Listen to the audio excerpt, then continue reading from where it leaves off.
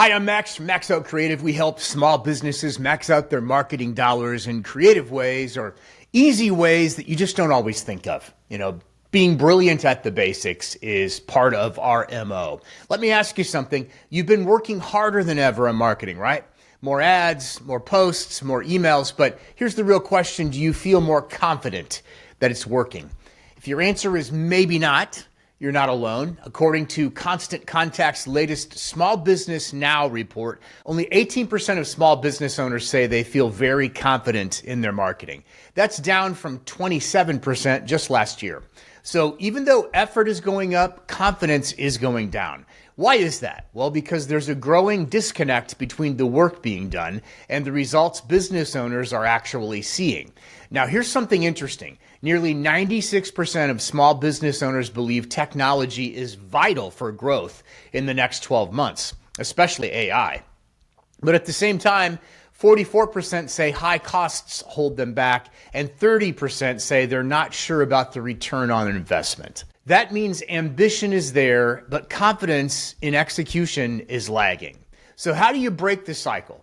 How do you make all that effort actually count without overspending or feeling stuck? First things first, if you're on a small budget, don't react to shiny objects because a lot of the AI products are not fully baked and they're not going to be the magic wand you were looking for. Let me give you 3 smart, practical ways that you're very familiar with. Number 1, start with email and SMS, text.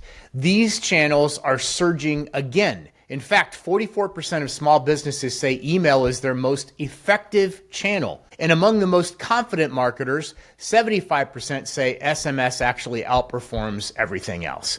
SMS, text. You don't want to do that all the time. If you're a service provider, or say like an insurance agent, people will block you. You know that. But let's just say that you are a roofer and there is a bad storm in the area, and you know that there's been hail damage. Would it hurt you to have your entire CRM broken off into groups or zip codes or area codes and just send a nice text? Hopefully you didn't sustain damage. If you did, we are here. We have crews available. Thank you and have a nice night.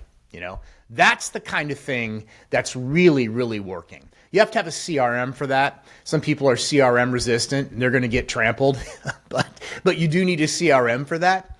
And, same with email. If you have a solid email database in your CRM, I think it's a great idea to touch base once a month, not with a sales pitch, not with a do this now, not with a for limited time, but just kind of a touch base, real gentle, reminding your customer of the service. I feel like those 2 things, if you are on a small budget and you want something that really works, and the more human they are and the more local reference points you can add, the better. Okay? But again, think about that. After a storm, would you like to get a text message from somebody who did your roof saying, hey, if you have damage, let us know. We can have crews there immediately? I don't know. I think I would. Here's the kicker. Nearly 30% of small businesses don't follow up with customers at all. At all. And yet 81% of customers are open to hearing from a business even after a purchase. So imagine the difference just consistent follow-up could make. Again, figure out the balance. Don't suffocate them with emails and text messages because you'll get blocked. Number 2, pilot affordable tech gradually. Don't feel like you have to buy every tool at once. There's a ton of them out there right now. I think live chat on your website with a real person instead of AI is a winner. We do that for our clients. If you need more information, send me an email. I'll be glad to send you a proposal. It's surprisingly cheap, by the way. Start with one, like a chatbot if you want to add some stuff, or a scheduling plugin. If you want to let people schedule on your website, you can. Sometimes that's a little tricky depending on the business. But test it, measure the impact, then scale when you know it's working. Grow it when you know it's working.